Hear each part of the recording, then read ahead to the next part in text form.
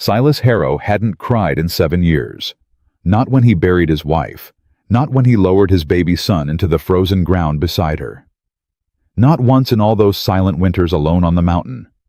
But when he heard that woman scream when he saw her crawl across the dirt floor, her arms wrapped around her belly, begging a man twice her size to spare her unborn child, something cracked open inside him. And Silas Harrow did what no one in that God-forsaken town had the courage to do. If you want to know what happens next, subscribe to my channel and follow this story to the very end.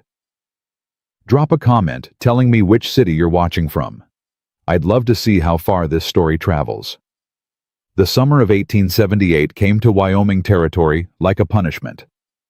Silas Harrow rode into Dusty Creek on a Tuesday afternoon, his horse half dead from the heat and his canteen bone dry. The wagon train he'd been guiding lay scattered somewhere behind him. Fever had taken most of them, and the survivors had turned back toward Denver 3 days ago. He'd promised to get them to California. He'd failed. Another grave to add to the count. The town sat low and miserable beneath the blazing sky. A single street of packed dirt, a few leaning buildings, and the kind of silence that told a man, folks here, had stopped hoping for anything a long time ago. Silas pulled his hat lower and guided his horse toward the general store. His supplies were running thin, and he needed water more than he needed pride. The storekeeper was a wiry man with nervous hands and eyes that darted toward the door every few seconds. He introduced himself as Samuel Finch. "Don't get many mountain men through here," Samuel said, weighing out flour with trembling fingers. "Most folks headed west take the Northern Pass." "Northern Pass is flooded," Silas replied. "Lost half my wagon train to fever before that." Samuel's hands stilled. "I'm sorry to hear that." "Not as sorry as the families who hired me." Silas paid for his supplies and turned to leave, but 2 women entering the store made him pause. They didn't see him standing in the shadow by the flour barrels. Their voices were low, urgent. "Did you hear it last night?" the younger one whispered. "Clara was screaming again." "Hush, Betsy. You want Virgil to hear you." "Someone ought to do something, Mama. She's carrying a child. And Virgil Wheaton owns half this town. What do you expect anyone to do?" The older woman pulled her daughter toward the counter, and Silas slipped out the door. He stood on the wooden porch, rolling a cigarette he didn't intend to smoke, watching the town move around him. Folks walked quickly, heads down. Conversations stopped when strangers came near, and every few minutes, someone's gaze would drift toward a farmhouse on the eastern edge of town, then snap away, just as quick. Silas had seen fear before. He'd seen it in the eyes of dying men on battlefields. He'd seen it in the faces of settlers watching their wagons burn. But he'd never seen a whole town wearing it like Sunday clothes. He found a room at the boarding house run by a woman named Martha Jane Crenshaw. She was somewhere past 50, with gray hair pulled back tight, and a face that said she'd buried enough dreams to know better than to grow new ones. "Room's $2 a night," she said, not bothering with pleasantries. "Supper's at 6. Don't bring trouble through my door and we'll get along fine."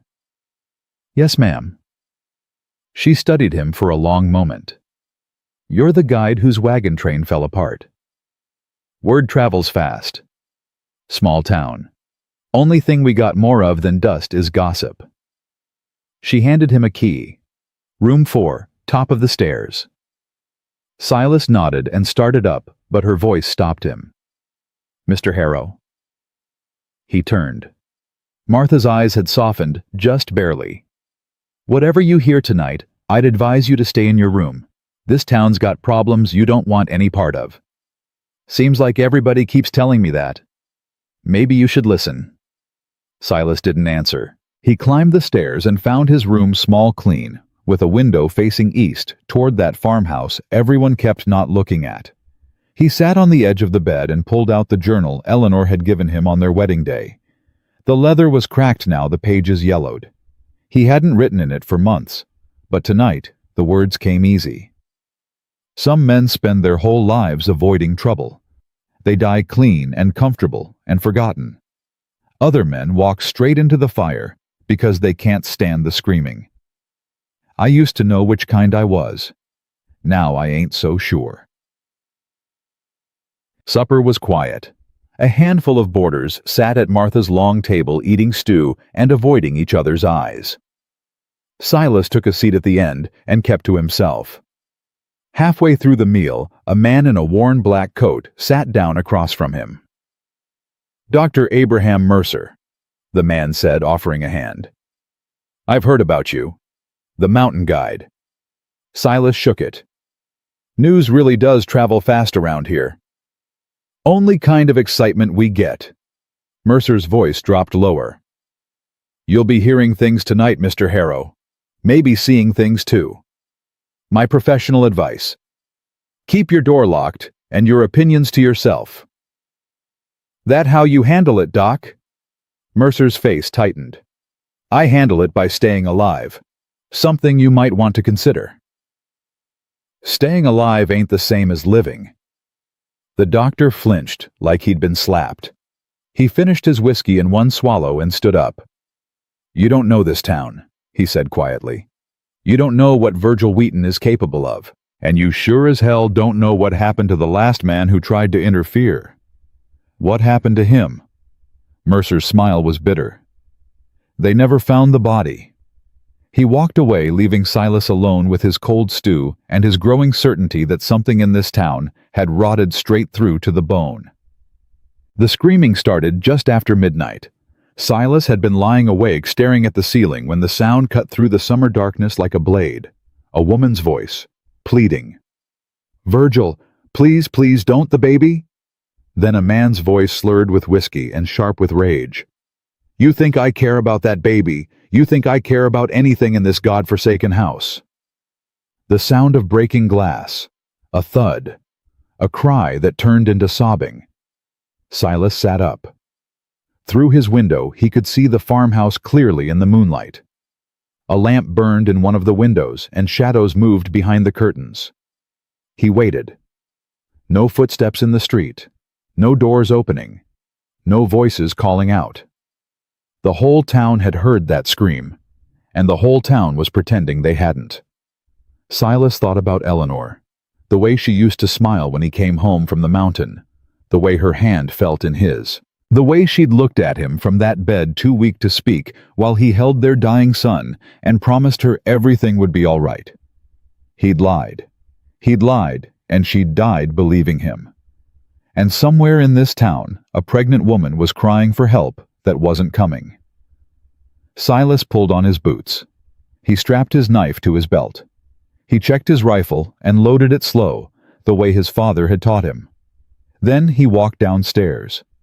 Martha was waiting at the bottom, her face white in the lamplight.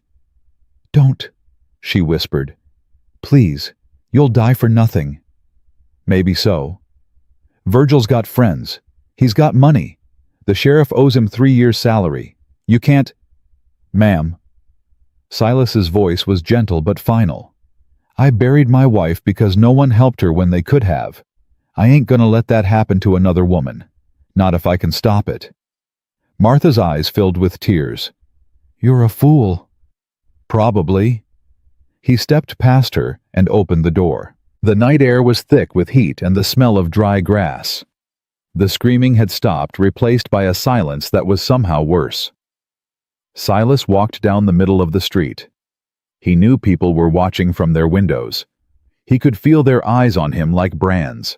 But not a single door opened. Not a single voice called out. This town had made its choice a long time ago. Now Silas was making his. The farmhouse sat at the end of a dirt path, surrounded by dead garden beds and rusted farm equipment. Once it might have been a fine place. Now it looked like something that had given up. The front door was half open. Silas stepped onto the porch, and the boards creaked under his weight. Inside he could hear a man's voice, muttering and cursing. The clink of a bottle. Heavy footsteps pacing back and forth. And beneath it all, barely audible, a woman crying softly. Silas pushed the door open. The parlor was a wreck. Broken chairs. Shattered glass. A table overturned, its contents scattered across the floor. The air stank of whiskey and sweat, and something darker, fear maybe, or despair. Virgil Wheaton stood in the middle of the room, a bottle in one hand and a belt in the other. He was a big man, thick through the shoulders, with small, mean eyes, and a face flushed red with drink. And on the floor near the cold fireplace, Clara May Wheaton lay curled on her side, her arms wrapped around her swollen belly, her face turned toward the wall. Virgil spun when Silas's shadow fell across the threshold. "Who the hell are you?" Silas's voice was quiet. "The man who's gonna ask you to put that belt down." Virgil's eyes narrowed. He was drunk, but not so drunk he didn't recognize danger when he saw it. "This ain't your business, stranger. This is my wife, my house, my rules." "Maybe so. But that woman's carrying a child, and I ain't gonna stand here and watch you beat it out of her." Virgil laughed, an ugly sound with no humor in it. "You got no idea who you're talking to, do you? I own this town. I own the sheriff. Hell, I own half the businesses on Main Street." He took a step forward, the belt still dangling from his fist. "You think you're gonna ride in here and play hero? You'll be dead by morning." "Might be, but you'll be dead by midnight if you don't put that belt down." For a long moment, neither man moved. Then Virgil swung. It was a clumsy blow telegraphed by whiskey and rage. Silas sidestepped, caught Virgil's wrist, and twisted. The snap of breaking bone echoed through the room. Virgil howled. He dropped to his knees, clutching his arm, his face gone white with shock. You broke my... I'll break the other one if you ever touch her again." Clara had pushed herself up against the wall, staring at Silas with wide, disbelieving eyes. Her lip was split. A bruise was already darkening on her cheekbone. But there was something else in her expression, something that might have been hope. Virgil tried to stand, but Silas put a boot on his chest and pushed him back down. "Here's what's gonna happen," Silas said, his voice flat and cold. "Your wife is leaving this house tonight. She ain't coming back. And if you try to follow her, if you send anyone after her, if I hear so much as a whisper that you've been asking about her, I'll come back here and finish what I started. You can't the law. The law ain't gonna help you, Virgil. You made sure of that when you bought it." Silas leaned closer. "But I ain't the law. I'm just a man with nothing left to lose. You want to test me?" The answer was in Virgil's eyes, pure animal fear. Silas stepped back. "Get up," he said to Clara, keeping his voice gentle. "We're leaving." Dud. She moved like a woman who'd forgotten she was allowed to stand. Every motion was careful, hesitant, as though she expected someone to strike her for it. Silas held out his hand. Clara stared at it for a long moment. This stranger's hand, rough and calloused and steady in the lamplight, and then she took it. Her fingers were ice cold, despite the summer heat. "I have things," she whispered. "Clothes. A photograph of my parents. Get them. Quick." She disappeared into the back room while Silas kept watch over Virgil, who had managed to drag himself to a chair. The big man sat there cradling his broken wrist, his face cycling through rage and fear and something that might have been self-pity. "You have no idea what you've done," Virgil said. "She's my wife. The baby's mine. I'll have the sheriff." "The sheriff's afraid of you, Virgil, but he's more afraid of what happens if this story gets out. A man who beats his pregnant wife. That's the kind of thing that follows a town. That's the kind of thing that keeps decent folks from settling here." Virgil's mouth worked, but no sound came out. Clara returned with a small bundle, a blanket wrapped around clothes, a photograph in a tarnished frame, and nothing else. Her whole life reduced to what she could carry. Silas guided her toward the door. "You'll regret this," Virgil called after them. "Both of you. Mark my words, you'll—" Silas didn't turn around. Outside, the night was still and hot. Clara clutched her bundle against her chest, moving like a sleepwalker through the darkness. Silas led her to where his horse waited, patient and tired. "Can you ride?" he asked. I think so.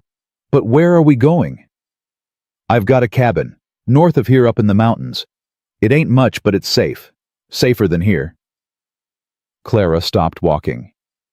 She stood there in the moonlight, this stranger's hand still wrapped around hers, and for the first time she really looked at him, at the lines on his face, the silver in his hair, the eyes that had seen too much death to be afraid of it anymore. "Why?" she asked. "Why are you doing this?" Silas was quiet for a long moment. "Because once someone didn't help my wife when they could have, and she died because of it." Clara's eyes filled with tears. "I'm sorry." "Don't be. It ain't your burden." He helped her onto the horse, careful of her belly.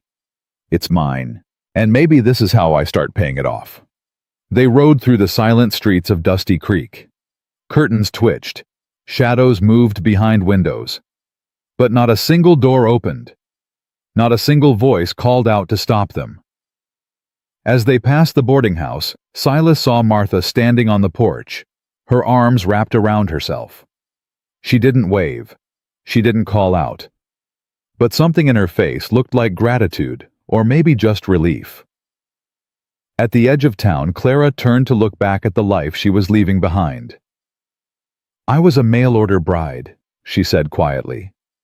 "Did you know that I came all the way from Boston because I thought—" Her voice cracked. "I thought I was starting a new life. A better life." "You still are," Silas said. "Just not the one you expected." The road stretched ahead of them, climbing toward the mountains, where the air was cooler and the stars burned closer to the earth. And somewhere behind them, in a farmhouse full of broken glass and broken promises, a man sat alone with his whiskey and his rage, planning revenge he would never get to take. They rode through the night, stopping only once to let the horse rest and drink from a stream. Clara didn't speak much. She sat in front of Silas, her back against his chest, her hands resting on her belly. Every now and then he felt her shiver, not from cold, but from something deeper. Fear, maybe, or the slow realization that she was finally free. Just before dawn, she asked, "What was her name?" "Your wife." Silas didn't answer right away. "Eleanor," he finally said. "Eleanor Marie Harrow. That's a beautiful name. She was a beautiful woman, inside and out. How long were you married?" 6 years. Felt like 6 days. He paused. "We had a son, Thomas. He was just a few months old when the fever took her. Died 6 months later, same way." Clara turned slightly to look at him. "And you've been alone ever since?" "The mountains don't ask questions," Silas said. "They don't judge. They just let you exist." For a while, that was enough. And now, he didn't have an answer for that.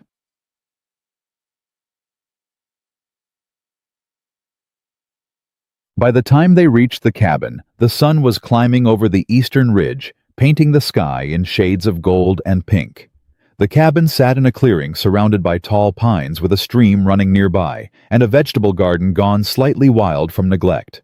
It was small, just one room and a loft, but solid, built to last. Silas helped Clara down from the horse. "It ain't much," he said. "It's more than I've had in 2 years." He pushed open the door. The cabin smelled of dust and wood smoke, but it was clean enough. A bed in the corner, a table with 2 chairs, a fireplace that had gone cold weeks ago. "You take the bed," Silas said. "I'll sleep in the loft." "I can't." "You're carrying a child, ma'am. You need rest more than I do." Clara opened her mouth to argue, then closed it again. Exhaustion was written in every line of her face. She sat on the edge of the bed and looked around the cabin at the simple furnishings, the rifle mounted above the door, the single photograph on the mantel, a woman with kind eyes and a baby in her arms. "Eleanor?" Clara asked. Silas nodded. "She looks happy." She was, for a little while. Clara laid back on the bed, one hand resting on her belly. Her eyes were already closing. "Mr. Harrow." "Yes, ma'am." "Thank you. For what you did tonight. I don't know how I'll ever repay you. You don't owe me anything. But I do." Her voice was fading now, sleep pulling her under. "You gave me something I'd forgotten existed." "What's that?" The answer came out as barely a whisper. "Hope." And then she was asleep. Silas stood there for a long moment watching her, watching the way her chest rose and fell, watching the way her hand curled protectively around her unborn child. He thought about Eleanor, about Thomas, about all the years he'd spent running from a grief that never got any lighter. Then he walked outside, sat on the porch, and watched the sun finish rising over the mountains he'd called home for 7 years. For the first time, in a long time, they didn't feel quite so empty. Clara woke to the sound of chopping wood. For a moment she didn't know where she was. The bed was too soft. The air smelled wrong pine and earth instead of whiskey and fear. And there was no one standing over her, no voice telling her she'd slept too long, no hand reaching for her hair. She sat up slowly, her body aching in ways she'd grown used to ignoring. Through the window she could see Silas by the woodpile, his axe rising and falling in a steady rhythm. He moved like a man who'd done this 1,000 times before. Like a man who'd found peace in repetition. Clara placed her hands on her belly. The baby kicked strong, insistent, alive. "We're okay," she whispered. "We're okay." She found him outside a few minutes later, her bundle of belongings clutched against her chest like armor. Silas set down his axe when he saw her. "You shouldn't be up," he said. "Doc Mercer said pregnant women need rest." "I've had enough rest to last a lifetime." Clara looked around the clearing. "This place, it's beautiful. It's quiet. That's what matters." "How long have you lived here?" 7 years, give or take. "Alone." Silas picked up another log. "The mountains don't mind company. They just don't require it." Clara watched him work for a moment. "Mr. Harrow." "Silas?" "Silas." The name felt strange on her tongue. "I need you to understand something. I'm not staying because I can't take care of myself. I'm staying because right now I don't have anywhere else to go. But as soon as this baby's born, as soon as I can work." "Ma'am." "Clara." He almost smiled. "Clara, you don't owe me explanations. You don't owe me anything. Stay as long as you need. Leave when you're ready. That's all there is to it." "Why?" "Why what? Why are you like this? Most men." She stopped herself. "Most men? What?" "Most men want something." Silas set down his axe again. This time, he looked at her directly, and there was something in his eyes that made her breath catch. "I wanted something once," he said quietly. "A wife. A son. A life that made sense. I had it for 6 years. Then I lost it in 6 days." He picked up the axe. "Now I just want peace. And maybe if I'm lucky, a chance to do something right." Clara didn't know what to say to that, so she said nothing. She turned and walked back inside, and if her eyes were wet, she blamed it on the morning light. The first week passed slowly. Silas taught her where the stream ran coldest, where the berry bushes grew thickest, how to tell the difference between edible plants and poison. He spoke only when necessary, but his silences weren't cold. They were comfortable, safe. Clara found herself talking more than she had in years. "I was 19 when my parents died," she told him one evening as they sat on the porch watching the stars emerge. "There was a fire at my father's shop. They say he went back in for my mother. They found them together." Silas said nothing, but he was listening. She could tell. "I had nothing after that. No family, no money, no prospects. A friend told me about the mail-order bride advertisements. Said it was a way to start fresh." She laughed bitterly. "Fresh. That's what I thought I was getting." "How long were you married to him?" 2 years, though it feels like 20. Clara touched her belly. He was different at first, kind even. But then the crops failed, and then they failed again. And somewhere in there he stopped being the man I married and started being... She couldn't finish. You don't have to explain. I know, but I want to. She looked at him. I need someone to know that I tried. I tried to make it work. I tried to be a good wife. I tried... Clara. His voice was gentle but firm. What he did to you wasn't because you failed. It was because he did. The words hit her like a wave. She'd heard people make excuses for Virgil. She'd heard people blame her. But no one, not once in 2 years, had told her it wasn't her fault. Thank you, she whispered. Don't thank me for telling the truth. They sat in silence after that, but it was a different kind of silence. The kind that happens when two broken people realize they might not have to be broken alone. On the 8th day, trouble came calling. Clara was inside mending one of Silas's shirts when she heard hoofbeats approaching. She froze. Her hands started shaking. Every instinct screamed at her to hide. But then she heard Silas's voice calm and steady. Doc, didn't expect to see you up here. Clara moved to the window. Dr. Abraham Mercer sat astride a tired-looking mare, his face grim beneath his hat. Wish I was here for a social call, Mercer said. Can we talk? We're talking. Inside, maybe. What I got to say ain't for open air. Silas glanced toward the cabin, then nodded. Come in. Clara was already on her feet when they entered. Mercer's eyes swept over her, checking for injuries, she realized. The doctor's gaze lingered on the fading bruise on her cheek. Mrs. Wheaton, he said, you're looking better. I'm not Mrs. Wheaton anymore, not in any way that matters. Something flickered in Mercer's eyes, respect maybe. Fair enough. He turned to Silas. I'll get straight to it. Virgil's been talking, loud, says you kidnapped his wife, says you broke into his home and assaulted him, says he's got witnesses. Witnesses to what the whole town was hiding behind their curtains. That's just it.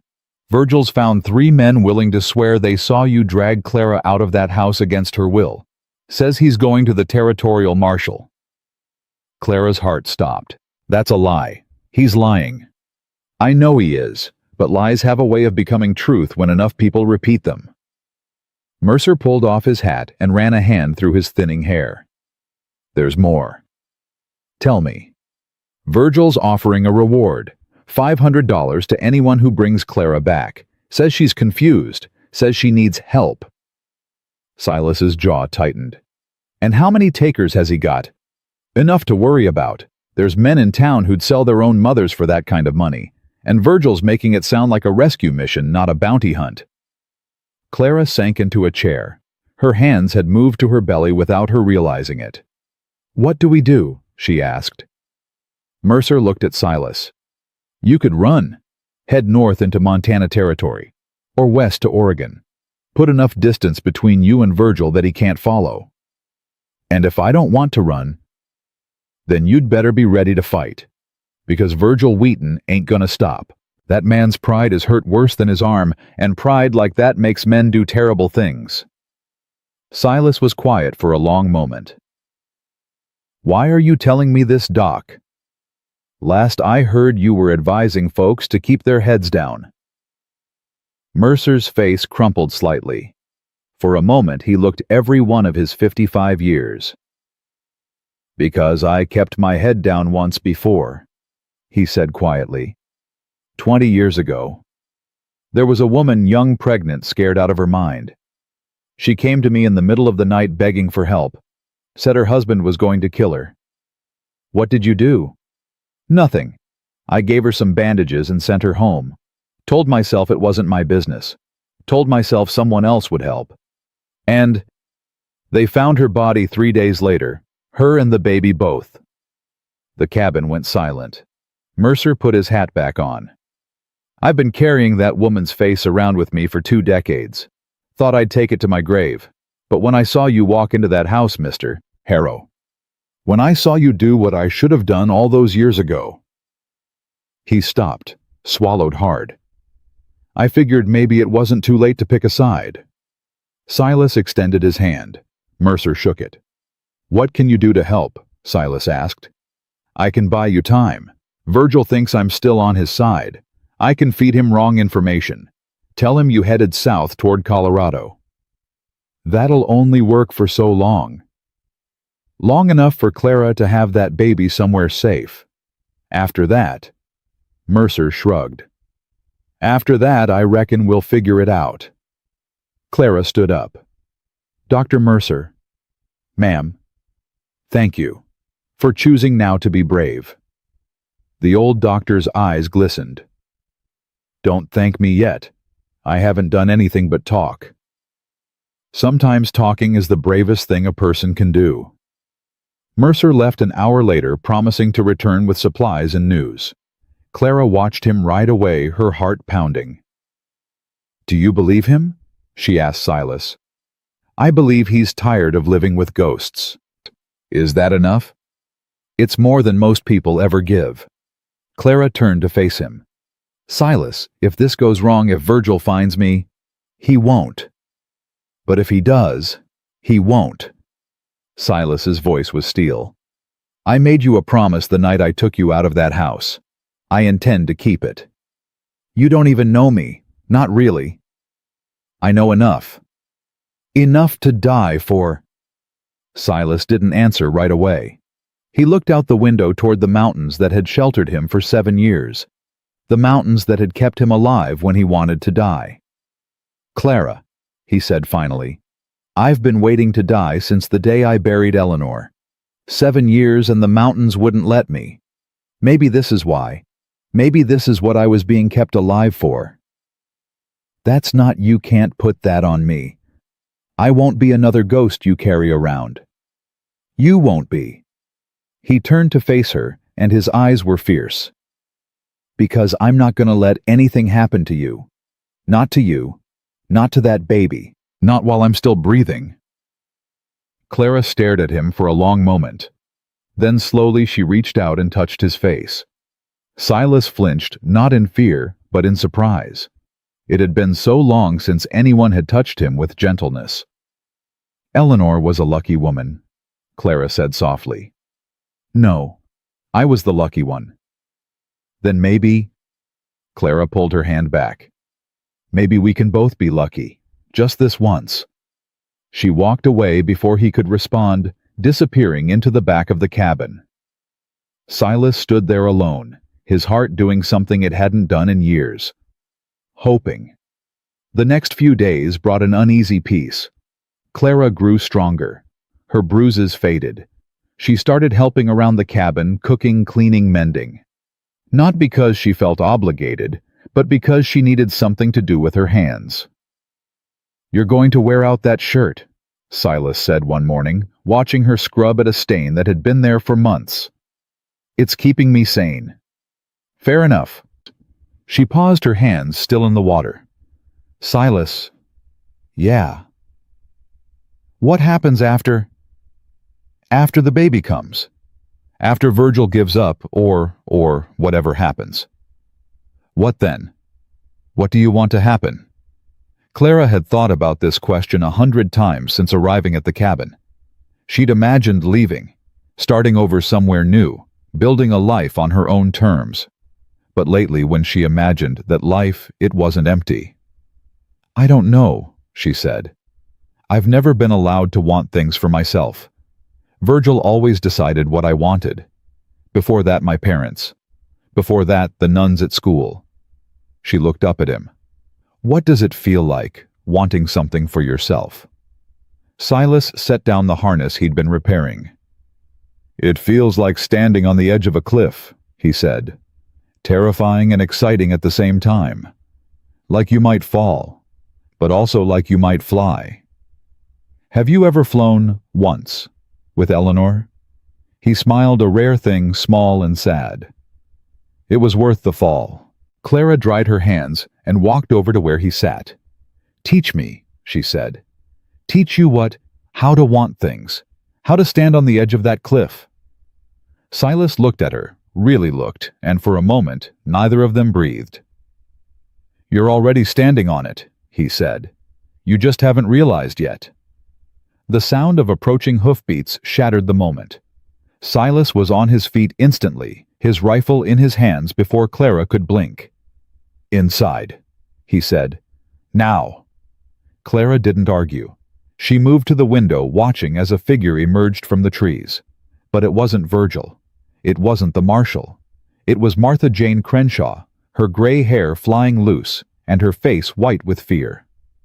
Silas, she called out, reining her horse to a stop. Silas, they're coming. He was off the porch in 3 strides. Who's coming? Virgil. He found out about Mercer. Someone saw the doc riding north and put 2 and 2 together. Martha was gasping, her words tumbling over each other. He's got 6 men with him. They left town an hour ago. They know where you are. How did you... I followed Mercer last week, kept it to myself until now. Martha's eyes found Clara in the window. They're saying terrible things about you, girl. Saying you're touched in the head. Saying you need to be brought back for your own good. Clara felt her blood run cold. How much time do we have? Silas asked. Maybe 2 hours, maybe less. They've got fresh horses and a head start on me. Silas's mind was racing. 2 hours, 6 men, a pregnant woman who could barely ride. It wasn't enough time. It wasn't nearly enough. But it was all they had. Clara, he called out.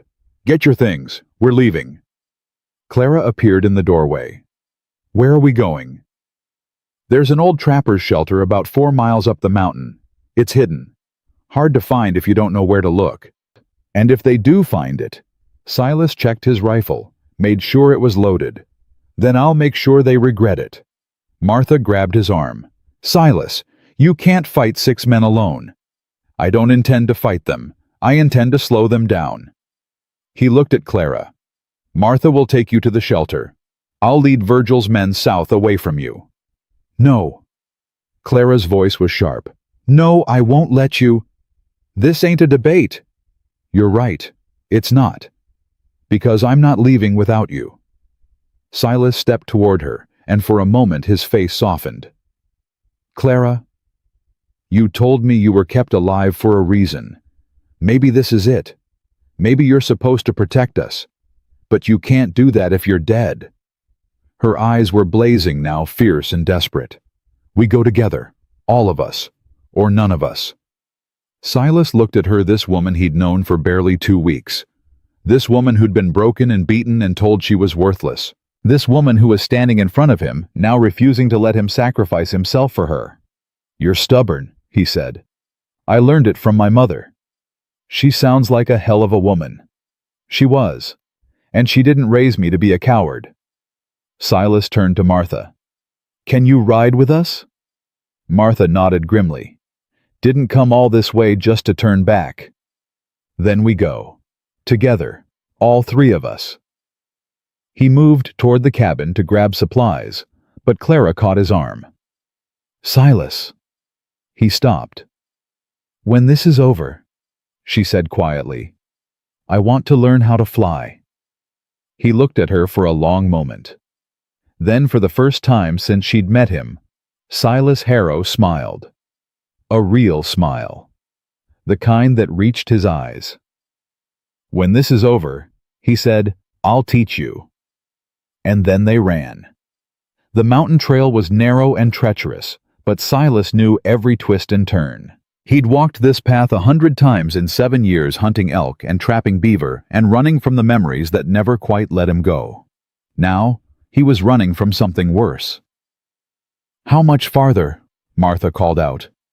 Her voice strained. 1/2 mile, maybe less. Clara rode behind him, her arms wrapped around his waist, her breathing shallow and fast. He could feel her heart pounding against his back. Silas, she said, something's wrong. What kind of wrong? The baby. It's... She gasped. It's too early, but I'm feeling... Silas's blood went cold. How bad? I don't know. This is my first... Another gasp. Just keep riding, please. He pushed the horse harder. They reached the trapper's shelter just as the sun began its descent toward the western peaks. It was little more than a cave with a wooden door built into the rock face, hidden behind a curtain of hanging vines and deadfall. Silas helped Clara down, and the moment her feet touched the ground, her knees buckled. Easy. He caught her. I've got you. I'm fine. Her face contorted in pain. I'm not fine. Martha was off her horse in an instant.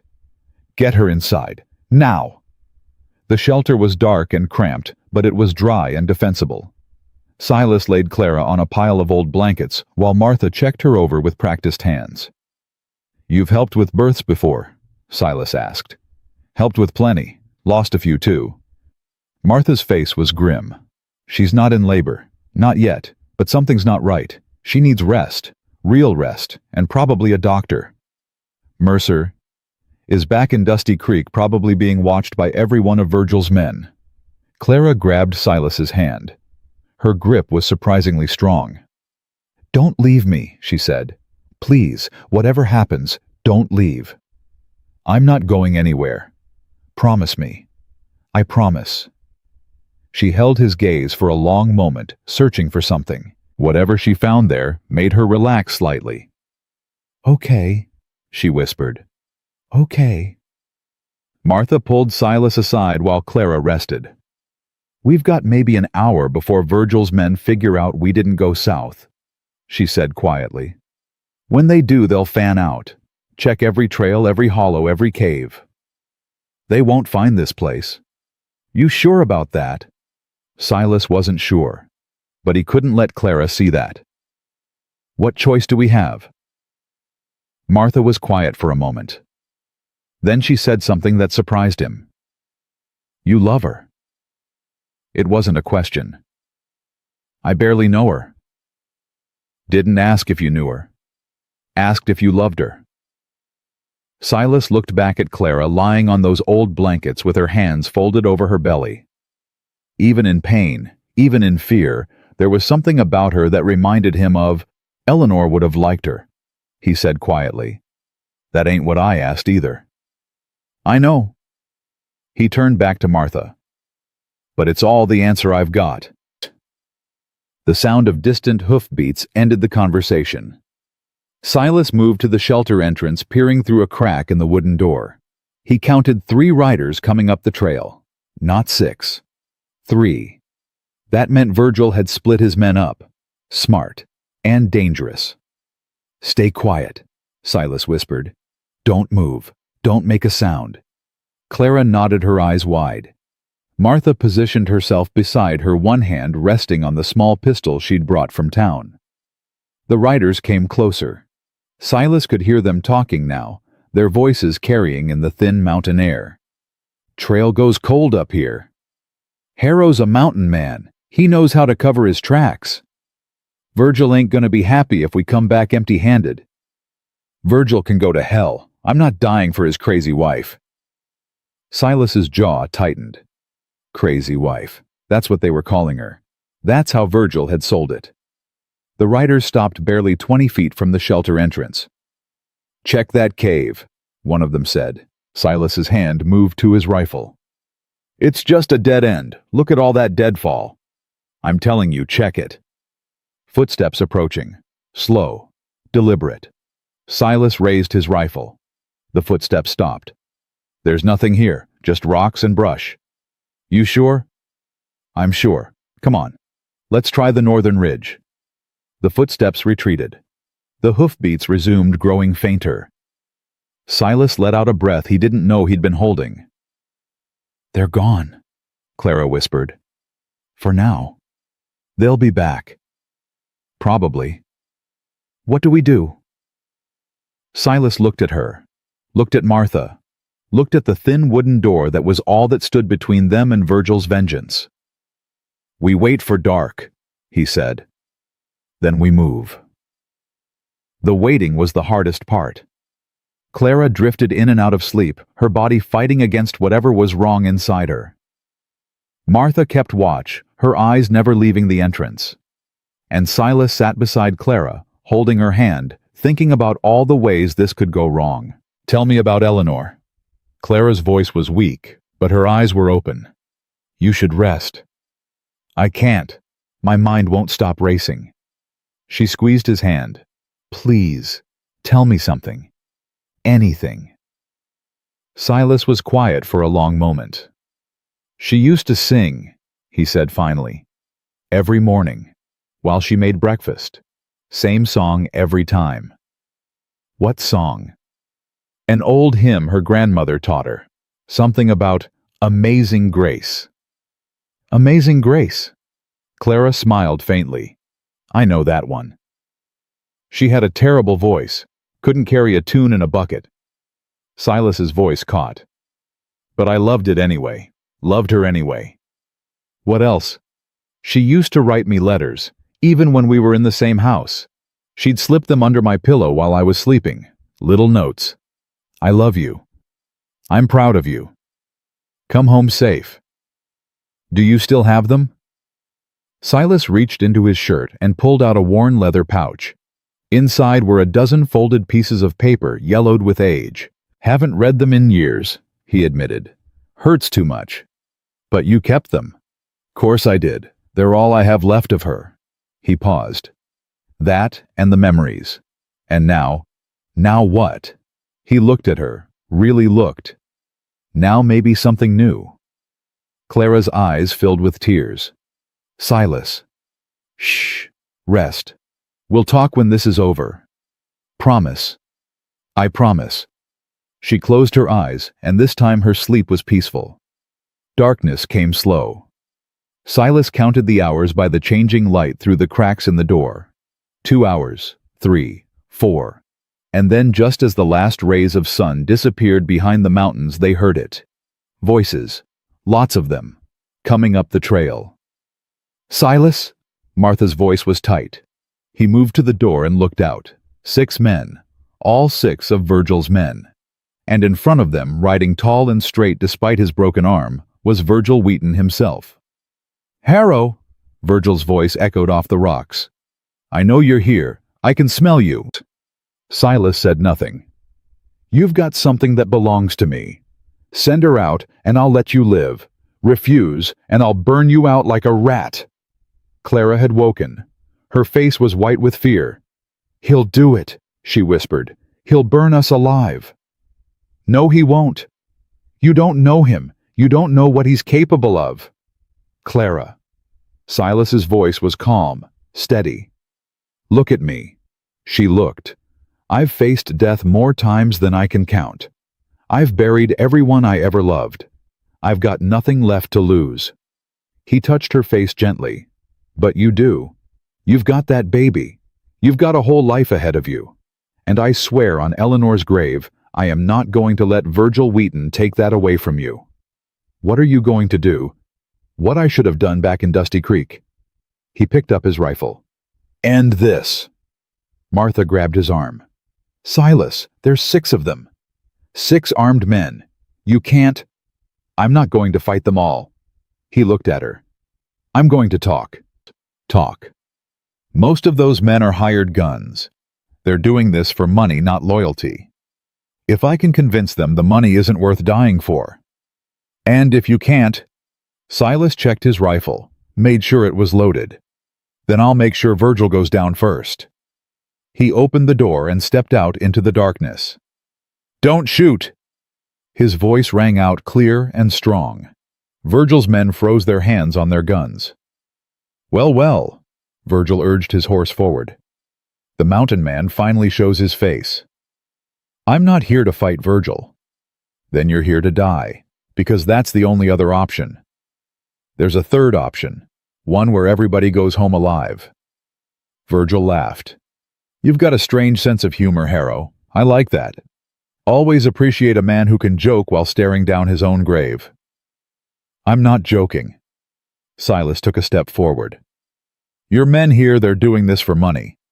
$200 a head if I had to guess. Maybe less." Some of the men exchanged glances. "But here's the thing, Virgil. You're not going to pay them. Not really. Because once this is done, you're going to find some reason to shortchange them, or you'll claim they didn't earn it, or you'll just shoot them in the back and keep the money for yourself. That's a lie. Is it? Silas looked at the men. How many of you have actually seen the money? How many of you have it in your hands right now? Silence. That's what I thought. One of the men, a younger one, barely out of his teens, spoke up. He's got a point, Mr. Wheaton. You said you'd pay us when the job was done. But how do we know? Shut up, Cole. I'm just saying.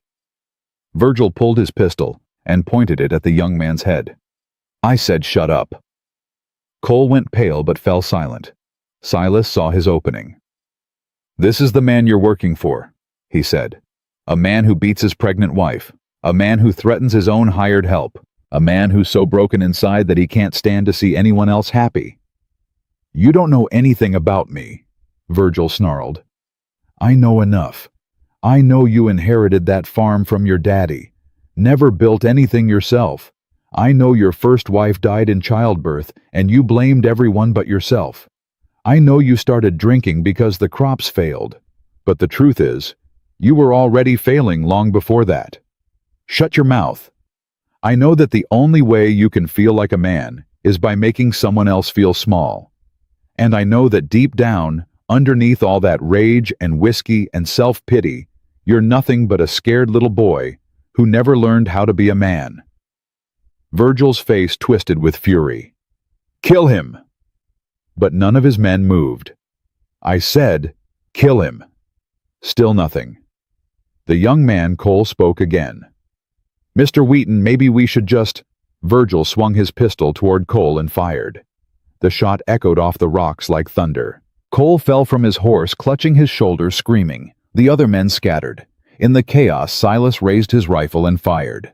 The bullet caught Virgil in the arm, his good arm, and the pistol flew from his grip. Virgil screamed. His horse reared. He tumbled to the ground. Silas was on him in 3 strides. He pressed the barrel of his rifle against Virgil's forehead. Give me one reason, he said quietly. One reason not to pull this trigger. Virgil's eyes were wild with pain and fear. You won't do it. You're not a killer. You sure about that? I'll give you money.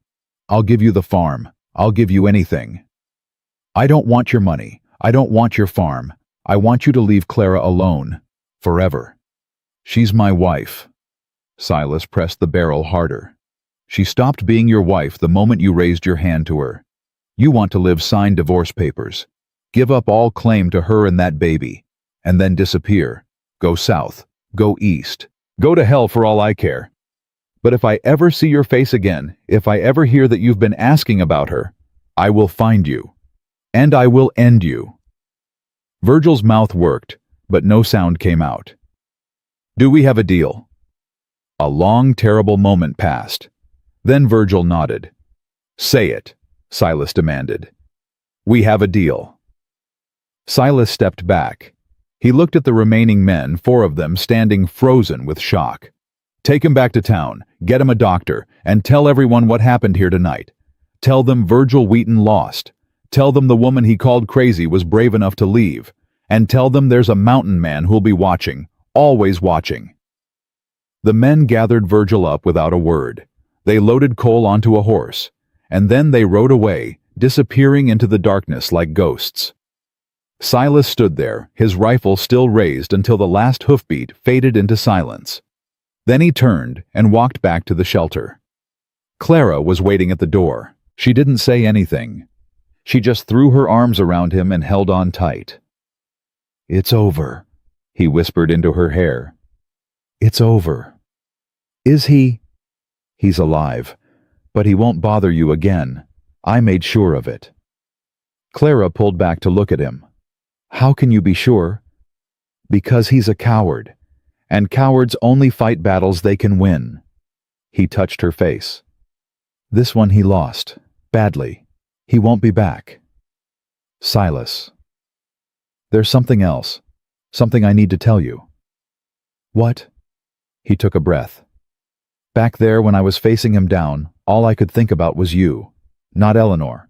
Not the past. You. Clara's eyes widened. I don't know what that means yet. I don't know if it means anything at all. But I wanted you to know. Tears spilled down her cheeks. It means something, she whispered.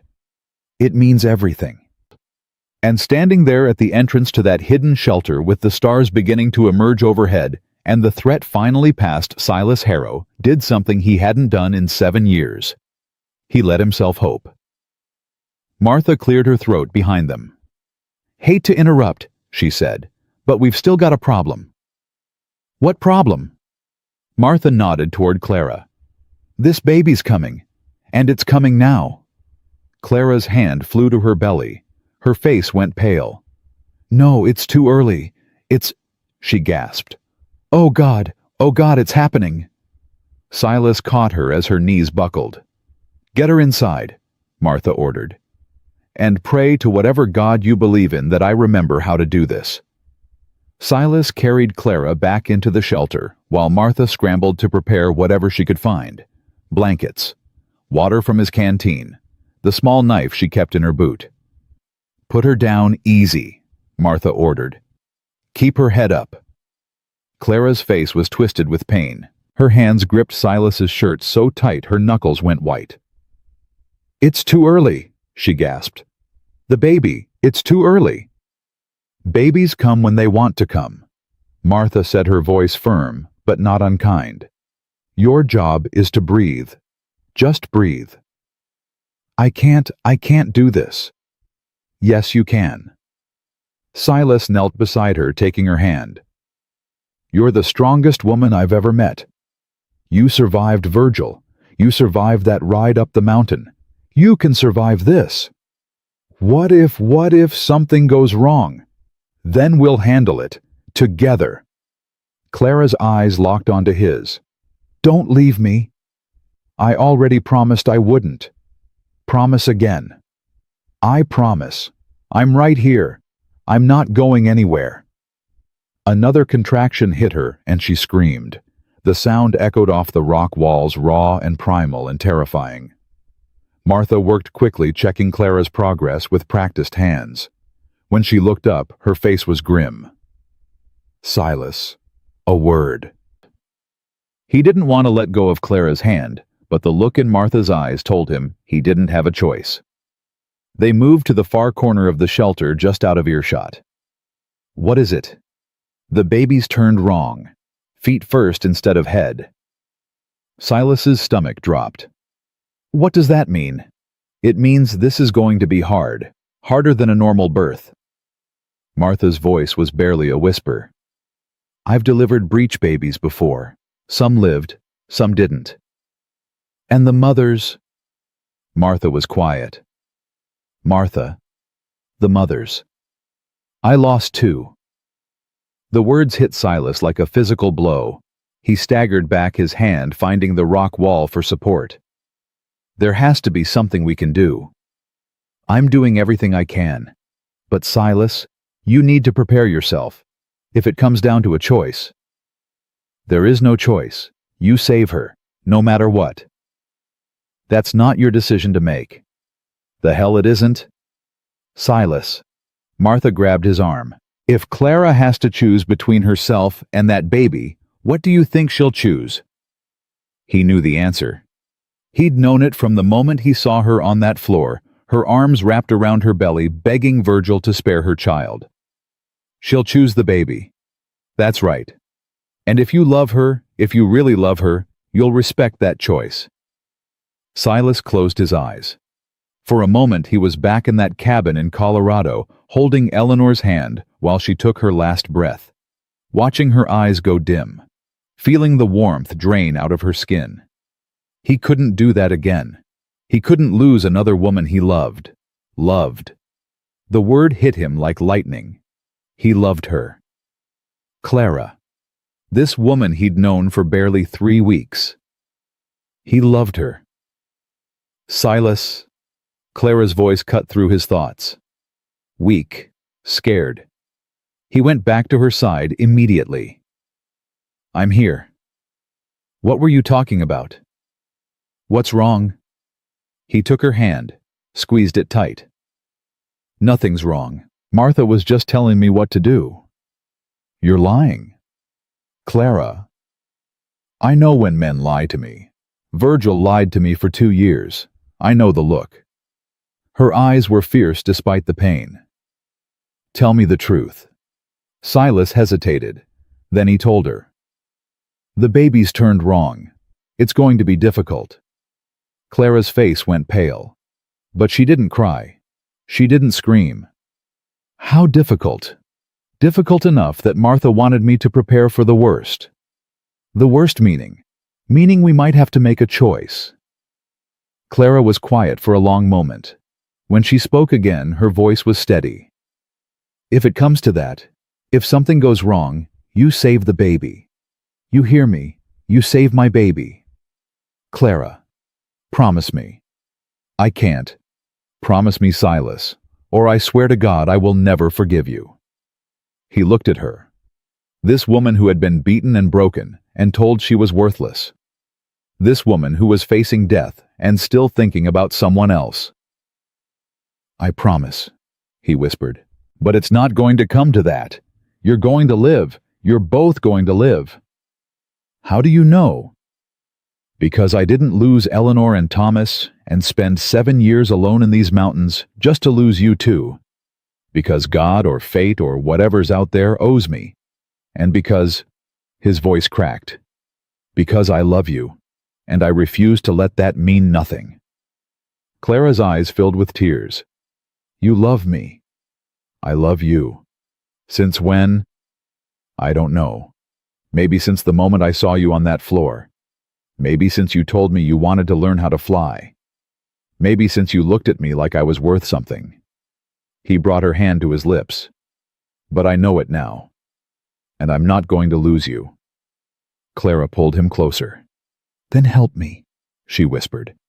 Help me bring this baby into the world. The next 2 hours were the longest of Silas's life. Clara screamed until her voice gave out, then screamed some more. Martha worked with steady hands, guiding, adjusting, doing everything she knew how to do. And Silas held Clara's hand through all of it. Push, Martha ordered. Push Clara. I can't. I'm too tired. Yes, you can. One more. Give me one more. Clara squeezed Silas's hand so hard he thought his bones might break.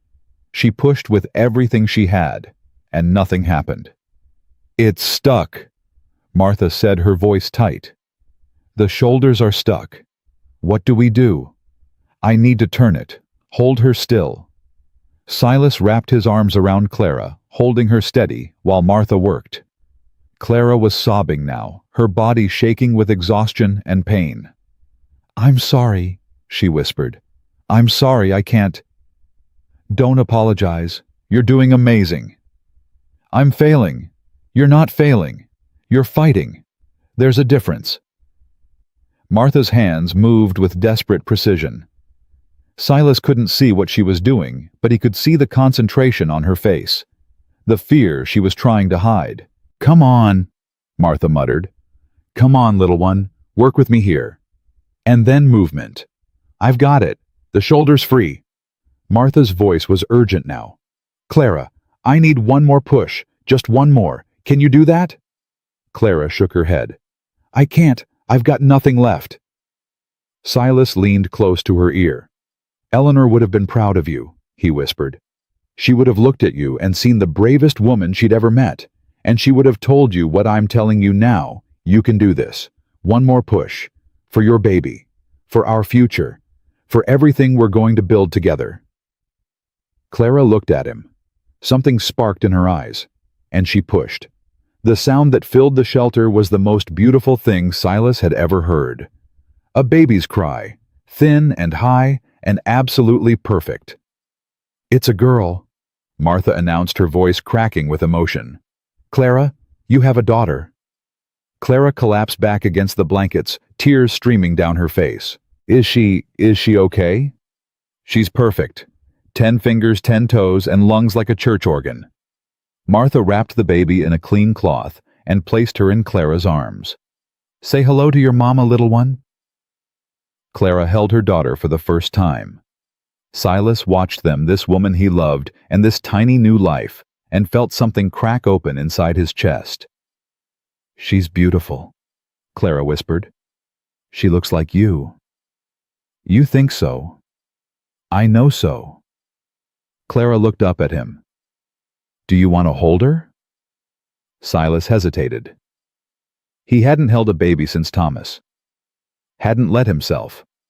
But Clara was offering him something more than a baby. She was offering him a second chance. He took the tiny girl in his arms.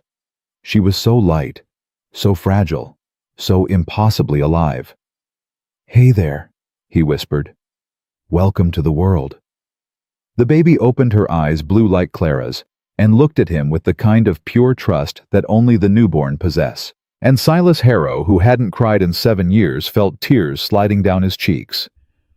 "What are you going to name her?" Martha asked. Clara looked at Silas. "I've been thinking about that. What was your daughter's name, the one you lost?" "Emma. Her name was Emma." Clara nodded slowly. "And your wife?" "Eleanor. Hope Eleanor Harrow." Clara said the name like a prayer. If that's okay with you." Silas stared at her. "You want to give her my name?" "I want her to have a father, a real father. One who'll protect her and love her and never ever raise a hand to her." Clara's eyes were fierce. "I know we haven't known each other long. I know this is fast.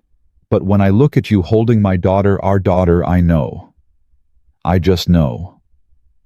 "Know what?" "That this is where I'm supposed to be. That you're who I'm supposed to be with. That somehow in the middle of all this darkness we found each other." She touched his face. "Tell me I'm not crazy." Silas looked at this baby in his arms, at the woman in front of him, at this impossible, beautiful, terrifying new life they were building. "You're not crazy," he said, "and her name is perfect. Hope Eleanor Harrow." Martha repeated, a smile spreading across her weathered face. "That's a name that means something." "It means everything," Clara whispered. She was asleep within minutes, exhausted from the birth. Silas sat beside her, still holding Hope, watching them both with a kind of wonder he'd forgotten he was capable of feeling. Martha sat down across from him. "You know this isn't over," she said quietly. "I know." Virgil signed those papers if he even keeps his word, but the law might not recognize them. Clara's still technically his wife, and that baby is mine in every way that matters. The courts might see it differently. Then we'll fight the courts. With what money? What influence? Silas looked at the baby sleeping in his arms. "With whatever it takes," he said. "I didn't survive this long just to give up now." Martha studied him for a long moment. Then she reached into her coat and pulled out a folded piece of paper. "I didn't want to show you this until I was sure you were serious, but I reckon you've earned it." Silas took the paper with his free hand, unfolded it. It was a deed, a land deed, for 40 acres of prime farmland just outside Dusty Creek. "Where did you get this?" "It belonged to my husband. He died 10 years ago, left it to me. I've been holding on to it, waiting for someone worth giving it to." Martha's eyes were soft. "I think I found them." "Martha, I can't accept this." "You can, and you will.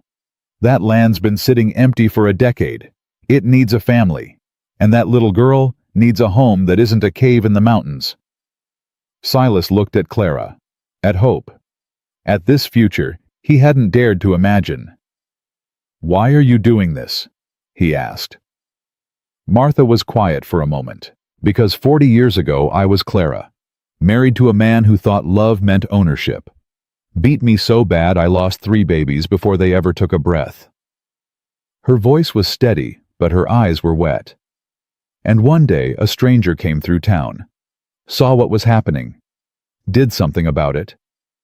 He died for it. My husband shot him in the street, but he died a hero. And I've spent every day since trying to live up to that sacrifice." "What happened to your husband?" "The town hanged him, next morning. Didn't even bother with a trial. Martha smiled grimly. Some things are just obvious, I guess. Silas looked at the deed again. 40 acres. A house, a barn. Everything they'd need to start over. Thank you, he said. I don't have words for what this means. You don't need words. Just promise me you'll take care of them. That little girl and her mama. Promise me you'll give them the life I never got to have. I promise. Martha nodded. Then she stood up. I'm going to ride back to town. Let people know what happened. Start spreading the word that Virgil Wheaton is finished. You think that's safe? Safer than staying up here. Besides, someone's got to prepare that house for when you bring them home. She gathered her things and headed for the entrance. But she stopped at the door and looked back. Silas? Yeah. Eleanor would be proud of you. I hope you know that. Silas's throat tightened. How do you know? Because I would be, and I barely know you. Martha smiled. Now take care of your girls. I'll see you in a few days. And then she was gone. Silas sat in the quiet of the shelter, holding his daughter, watching the woman he loved sleep. He thought about the past 7 years, the loneliness, the grief, the slow grinding despair that had eaten away at him like rust on iron. And he thought about the future. This woman, this baby, this second chance he'd never expected and didn't deserve. I'm going to be better, he whispered to Hope. Better than I was before. Better than my father was. Better than Virgil ever could have been. I'm going to teach you how to ride, and how to shoot, and how to read. I'm going to tell you stories about your grandmother Eleanor and your almost sister Emma. I'm going to make sure you never ever feel afraid in your own home. Hope stirred slightly, her tiny hand reaching out. Silas gave her his finger, and she gripped it tight. That's my girl, he whispered. Hold on. I've got you. I've got both of you. Forever. Clara's eyes fluttered open. Silas, I'm here. Is she okay? She's perfect. She's sleeping. Clara smiled weakly. I heard you talking to her.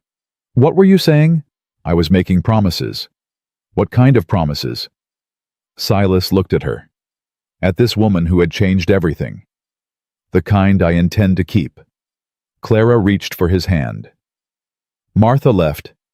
She's preparing the house. Our house. Our house. Clara repeated the words like she couldn't quite believe them. We have a house. 40 acres.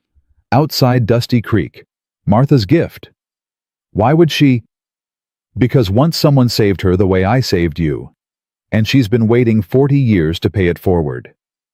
Clara's eyes filled with tears. I don't understand any of this. I don't understand how my life went from hell to heaven in 3 weeks. Maybe that's the point. Maybe we're not supposed to understand. Maybe we're just supposed to be grateful. Are you grateful? Silas leaned down and kissed her forehead. More than you'll ever know. Clara closed her eyes again, her hand still wrapped around his. Stay with me, she murmured. Always. Promise? I promise. And as the first light of dawn crept through the cracks in the shelter door, Silas Harrow sat with his family, the family he'd found when he'd stopped looking for one, and let himself believe that maybe, just maybe, the worst was finally behind them. Hope stirred in his arms and made a small sound. Clara smiled without opening her eyes. She's hungry. How do you know? I just know. Give her here. Silas passed the baby to her mother. Clara held Hope close, and the shelter filled with the soft sounds of a newborn feeding. And in that moment, in that hidden place in the mountains, Silas understood something he'd spent 7 years trying to forget. Love wasn't something you found. It was something you built. One choice at a time. One day at a time. One heartbeat at a time. And he was ready to build again. They stayed in the shelter for 3 more days. Clara needed time to heal. Hope needed time to grow stronger. And Silas needed time to believe this was all real. On the morning of the 4th day, Clara woke him with a touch. I'm ready, she said. Ready for what? To go home. Home. The word sounded strange. Silas hadn't had a home in 7 years. Just places he stayed. Places he survived. But looking at Clara at Hope, sleeping peacefully in her arms, he understood what home really meant. It meant them.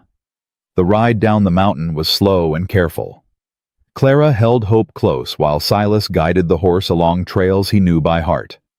Martha had taken her horse back to town, so they traveled together, the three of them moving toward a future none of them had expected. "What do you think it looks like?" Clara asked. "What?" "The house. Our house." "Don't know. Never seen it." "Aren't you curious?" "I'm more curious about what we'll make it into." Clara smiled. "That's a good answer. I have my moments." They reached Dusty Creek just before noon. The town looked different in daylight. Less threatening. Less suffocating. People stopped what they were doing to watch them ride in. Some stared with curiosity. Others with something that might have been respect. And a few, just a few, smiled. Dr. Mercer was waiting outside his office. When he saw them approaching, he hurried over. "Mrs. He stopped himself. "Clara, thank God. I heard about what happened on the mountain. Are you all right? Is the baby?" "We're fine, Doc. Thanks to Silas. And Martha." Mercer looked at the tiny bundle in Clara's arms. His weathered face softened. "She's beautiful. Her name is Hope." "That's..." Mercer's voice caught. "That's a fitting name. After everything." Silas dismounted and helped Clara down. "Where's Martha?" "At the house. Been working day and night to get it ready. Recruited half the town to help." Mercer shook his head. "Never seen anything like it. People who wouldn't lift a finger for Clara 3 weeks ago are suddenly lining up to bring food and furniture and baby clothes." "Guilt," Clara said quietly. "Maybe. Or maybe they just needed someone to show them it was okay to care." Mercer looked at Silas. "You did that. You showed them." "I didn't do anything except what was right. In this world, that's everything." They made their way through town toward the eastern edge, where Martha's land waited. Clara walked beside Silas, Hope cradled against her chest. People parted to let them pass. A few women reached out to touch Clara's arm. A few men tipped their hats to Silas. By the time they reached the house, Clara was crying. It wasn't much, a simple farmhouse with a wraparound porch and a barn out back, but it was theirs. And standing in front of it, surrounded by neighbors who had gathered to welcome them, was Martha Jane Crenshaw. "About time you showed up," she called out. "Been waiting 3 days." Clara walked up to her and threw her arms around the older woman. "Thank you," she whispered, "for everything. Don't thank me yet. You haven't seen the inside." They went in together. The house had been transformed. Fresh curtains in the windows. A fire crackling in the hearth. A cradle hand-carved from oak sitting in the corner. And on the table, a meal fit for a feast. "The women of Dusty Creek made most of it," Martha explained. "They wanted to show you they were sorry. That they should have done more." Clara looked around at the faces gathered near the doorway. Some she recognized, the women from the general store who had whispered about her. The doctor who had told Silas to mind his own business.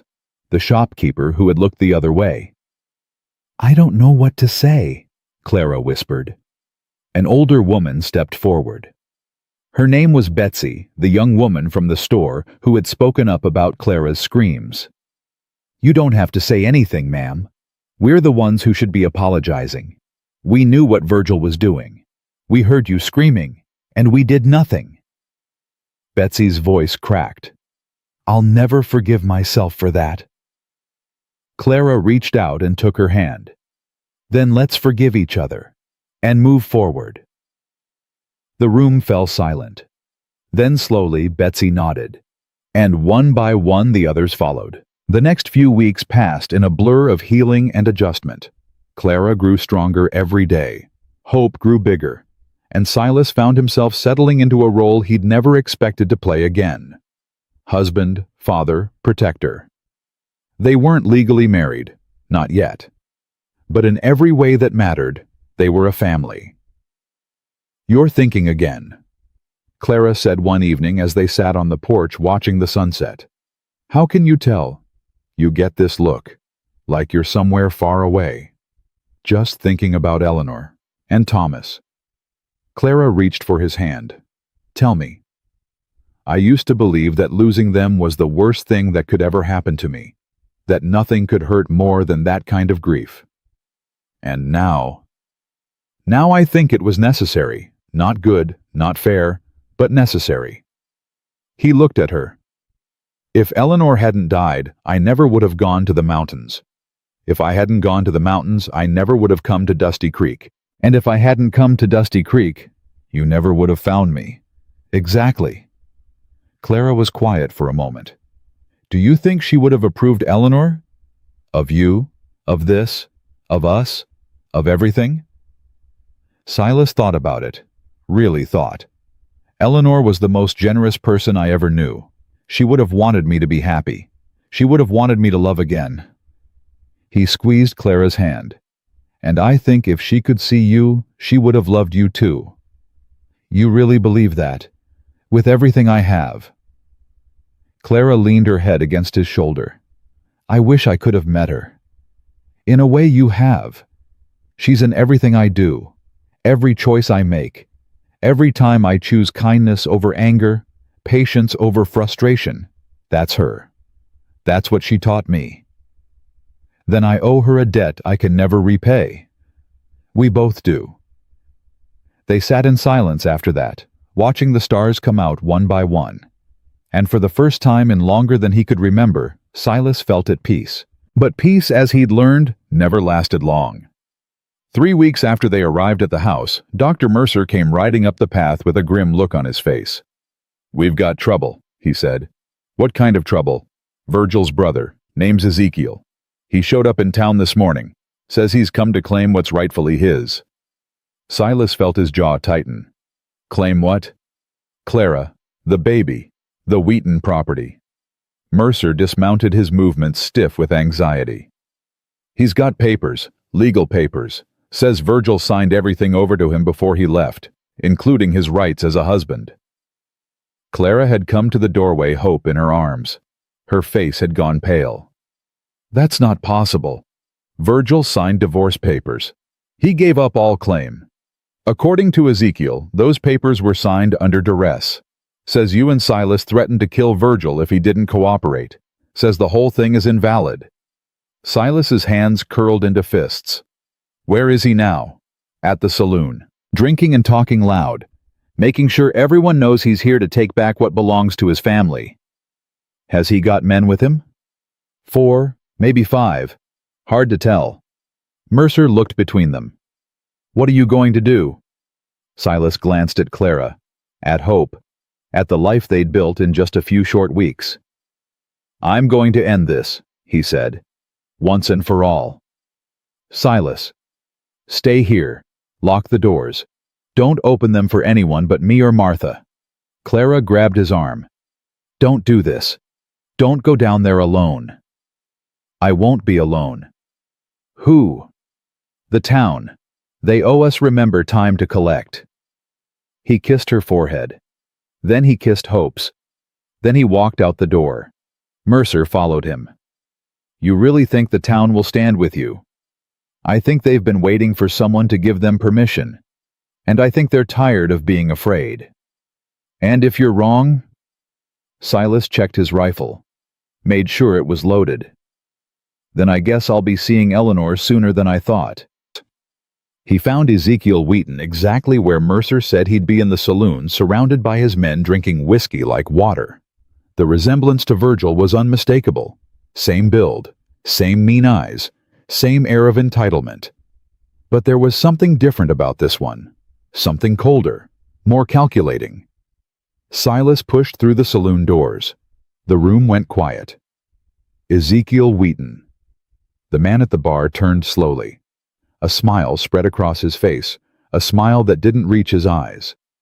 "You must be the mountain man, the one who stole my brother's wife." "I didn't steal anything. She left of her own free will."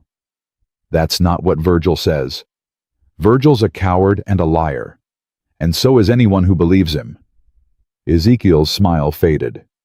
He set down his whiskey and stood up. "You've got courage, I'll give you that. Walking in here alone, facing down 5 armed men." He took a step closer. "But courage won't help you when you're bleeding out on this floor." "Maybe not, but I'm not alone." Ezekiel laughed. "I don't see anyone standing with you." Silas looked around the saloon. At the faces he'd come to know over the past few weeks. The shopkeeper, the blacksmith, the men who'd tipped their hats as he walked through town. "You gonna let this happen?" he asked them. "You gonna let another bully come into your town and take whatever he wants? You already made that mistake once. You gonna make it again?" Silence. Then Samuel Finch, the nervous shopkeeper, stood up. "He's right," Samuel said, his voice shaking but determined. "We let Virgil hurt that woman for 2 years. We looked the other way. We told ourselves it wasn't our business, and we were wrong." Another man stood, then another, then another. Within minutes, half the saloon was on its feet. Ezekiel's smile had completely disappeared now. "You people don't know what you're doing. My brother has friends in the territorial government. He can make life very difficult for this town." "Your brother is gone," Dr. Mercer said, stepping through the saloon doors. "He broke his word and fled to California. The territorial marshal was notified 3 days ago. There's a warrant out for his arrest." Ezekiel's face went white. That's not possible." "It's very possible, and it gets better." Mercer pulled out a folded piece of paper. "This is a sworn statement from 6 of the men who rode with Virgil that night on the mountain. They've testified that Virgil Wheaton fired on his own men, that he attempted to murder his wife, and that the only reason anyone survived was because Silas Harrow intervened. Those men are liars. Those men are terrified of going to prison. They'll say anything to save their own skins, including the truth." Mercer looked at Silas. "It's over. Virgil's finished, and so is anyone who tries to carry on his work." Ezekiel's hand moved toward his gun. Silas was faster. "Don't," he said quietly, his rifle aimed at Ezekiel's chest. "I've killed men before. I don't enjoy it, but I'll do it if I have to." For a long moment nobody moved. Then Ezekiel's hand dropped to his side. "This isn't over," he said. "Yes, it is. You're going to take your men and ride out of this town, tonight, and you're never going to come back. Because if you do, if I ever hear that you've been within 100 miles of Clara or Hope, I will find you. And what I do to you will make what I did to your brother look like a kindness." Ezekiel stared at him, searching for weakness, finding none. "You're bluffing." "Am I?" The silence stretched. Seconds felt like hours. Then Ezekiel turned to his men. "We're leaving." They filed out of the saloon without another word. Silas watched them go, his rifle still raised until the sound of hoofbeats faded into the distance. Then he lowered his weapon.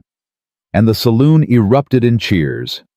He found Clara waiting on the porch when he got home. She ran to him before he could dismount, throwing her arms around him, holding him so tight he could barely breathe. "You're okay," she whispered. "You're okay." "I'm okay." "What happened?" "It's over. Ezekiel's gone. Virgil's got a warrant out for his arrest. The town stood with us." He pulled back to look at her face. "We're safe, Clara. Really safe. For the first time." Clara's eyes filled with tears. "I was so scared. When you walked out that door, I thought..." "I know, but I had to. Some things are worth fighting for. And I'm worth fighting for. You and Hope are worth everything." She kissed him then, not softly like she had before, but fiercely, desperately, like she was claiming him, like she was making a promise. When they finally broke apart, she was smiling. Silas Harrow.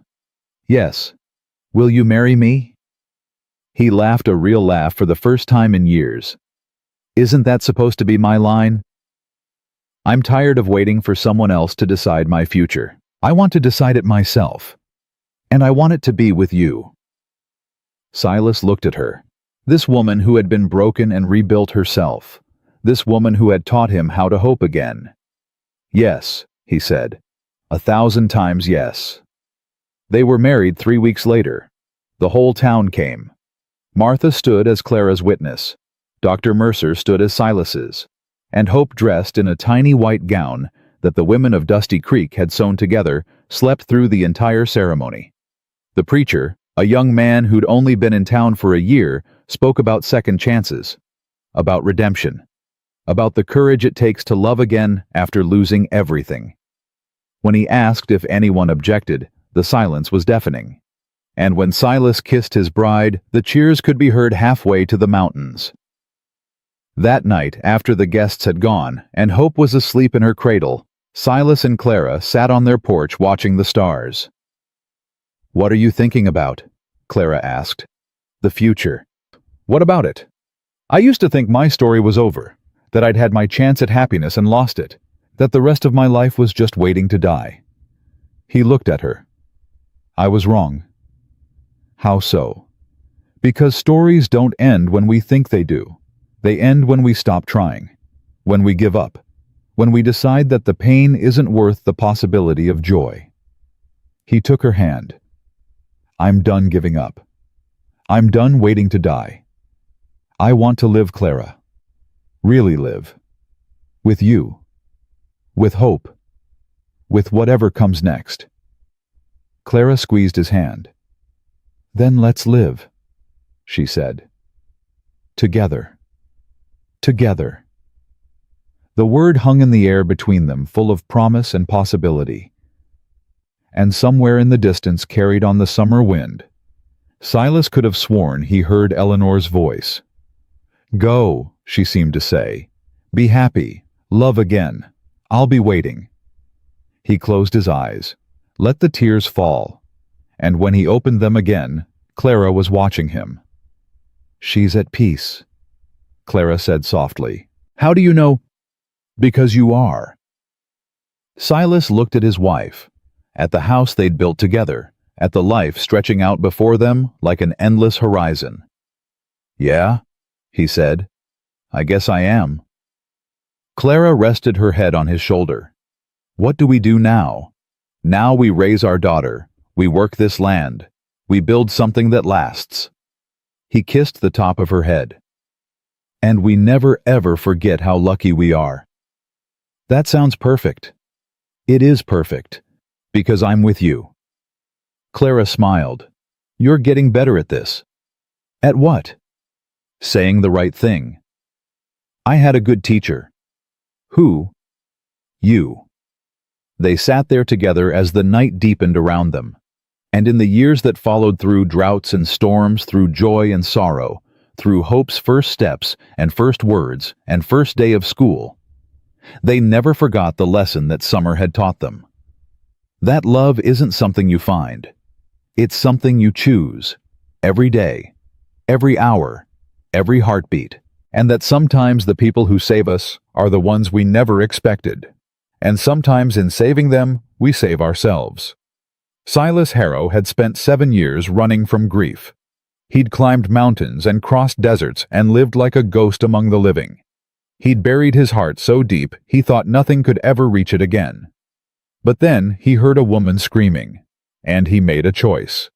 Not to look away, not to pretend it wasn't his business, not to let fear decide his fate.